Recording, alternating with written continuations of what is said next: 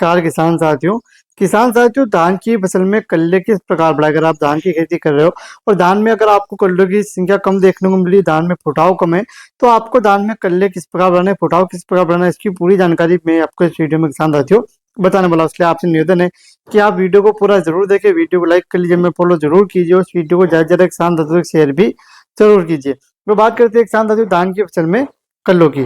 तो किसान साथियों धान की फसल में जो कल्ले रहते हैं सबसे महत्वपूर्ण है। अगर धान में आपके फुटाव ज्यादा है, कल्ले ज्यादा है, तो आपके धान की जो पैदावार होती है वो पैदावार भी आपके अधिक होती है। बाकी अगर आपके धान में फुटाव कम है, कल्ले कम है, तो आपके धान की पैदावार भी आपको कम देखने को मिलती है। तो कुछ चीजों का उपयोग करके किसान साथियों कुछ आवश्यक चीजें अगर आप समय रहते धान की फसल में पूर्ति करते हो, कुछ पोषक तत्वों की पूर्ति आप धान की फसल में करते हो, तो आपके धान की फसल में जो कल्ले हैं वो आपको ज्यादा मात्रा में देखने को मिलेगी और आपके धान में फुटाव और धान की पैदावार भी किसान साथियों आपके अधिक होगी। तो कल्ले जो रहते हैं किसान साथियों वो आपको शुरुआती अवस्था से ही धान की अच्छे से देखभाल करनी है, तभी आपके धान में फुटाव और कल्ले दिखाएंगे। अगर आपने बाद में अगर आप धान अगर शुरुआत से कमजोर है, उसके बाद अगर आप कुछ खाद डालें, उसका इतना अच्छा फायदा देखने को नहीं मिलता है। लेकिन शुरुआती अवस्था से किसान साथियों अगर आप धान की फसल में आवश्यक चीजों का उपयोग समय समय पर कर रहे हो, तो इसका फायदा आपको धान की फसल में काफी देखने को मिल सकता है। तो अब धान में किसान जब आपके कल्ले कम है, तो उसके लिए किन चीजों का उपयोग करें। धान की फसल में अगर आपके कल्ले कम है, तो सबसे पहले आपको लेना यूरिया खाद, क्योंकि किसान जो यूरिया और नाइट्रोजन की आवश्यकता काफी ज्यादा मात्रा में धान की फसल को रहती है। तो सबसे पहले आपको यूरिया लेना है, लेकिन सिर्फ यूरिया का उपयोग करने से ही किसान आपके धान की फसल में कल्ले चलाने हैं। उसके अलावा यूरिया के अलावा भी कुछ चीजों का उपयोग आपको धान की फसल में करना है।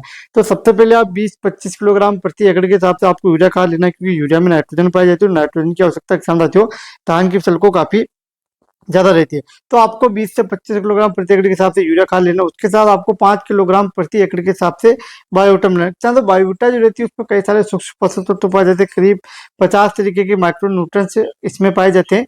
उसके साथ आप 2 किलोग्राम प्रति एकड़ के हिसाब से हुमिक एसिड मिला। हुमिक एसिड जो रहता है किसान साथियों धान की जड़ों के विकास के लिए बहुत ही महत्वपूर्ण है, क्योंकि धान की जड़ें अगर जमीन के अंदर तक जाएगी, धान का पौधा मजबूत रहेगा, तभी उसमें फुटाव और कल्ले आपके अधिक आएंगे। तो सबसे पहले आपको 20-25 किलोग्राम प्रति एकड़ के हिसाब से यूरिया खाद लेना है। उसके बाद आपको 5 किलोग्राम प्रति एकड़ के हिसाब से बायोटा लेना है और 2 किलोग्राम प्रति एकड़ के हिसाब से आपको हुमिक एसिड लेना है। तीनों को आपको अच्छे तरीके से मिक्स कर लेना है। और धान की फसल में जब पर्याप्त मात्रा में नमी हो तब आपको इसका उपयोग करना है, या बरसात हो चुकी है, नमी पर्याप्त है, तब आप उपयोग कर सकते हो, या अगर बरसात नहीं हो रही, आप धान की सिंचाई करने वाले हो, सिंचाई करने से पहले आप इसका उपयोग कर सकते हो। तो ये महत्वपूर्ण बात आपको ध्यान रखना है, पर्याप्त मात्रा में अगर धान की फसल में नमी है तो ये बेसल डोज का उपयोग आपको धान की फसल में कर देना। इसका फायदा ये देखने को मिलेगा कि आपके नाइट्रोजन की पूर्ति भी हो जाएगी, बायोटा से सूक्ष्म पोषक तत्वों की पूर्ति, माइक्रो न्यूट्रिएंट्स भी धान की फसल को मिल जाएंगे। और हुमिक एसिड से धान की जो जड़ें एक तरह से वो जड़ें जमीन के अंदर तक जाएगी, धान का पौधा मजबूत बनेगा, जिससे कि आगे चलकर आपके धान की पैदावार भी अधिक होगी। तो इन चीजों का उपयोग आप धान की फसल में जरूर करें, इससे आपके धान की फसल में फुटाव भी दिखेगा, धान में कल्ले भी दिखाएंगे और आपके किसान साथियों धान की पैदावार भी अच्छी होगी। तो धन्यवाद किसान साथियों, वीडियो को लाइक करें, फॉलो जरूर कीजिए, उस वीडियो को ज्यादा किसान साथियों शेयर भी जरूर कीजिए। धन्यवाद।